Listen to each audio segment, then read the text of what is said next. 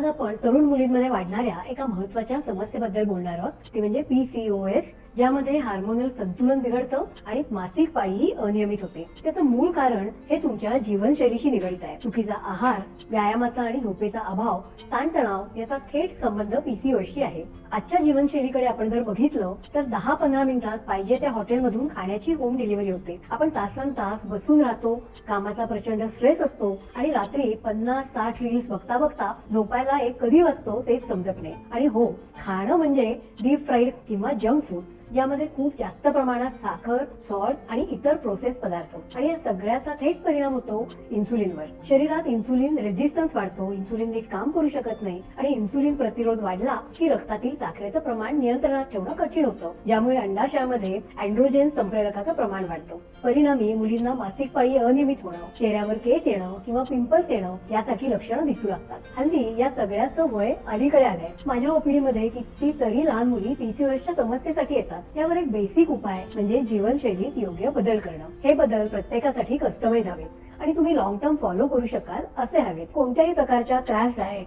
Detox, diet course अशा बाबींना follow करू नका. त्यांना दिसला तर तात्पुरता फरक दिसेल, पण माझा सल्ला घ्याल तर लॉंग टर्म दृष्टीने विचार करता हे बदल असे हवेत जे तुम्हाला सहजपणे स्वीकारता येतील किंवा रादर ते योग्य सल्ल्यानं, संयमानं करता येतील.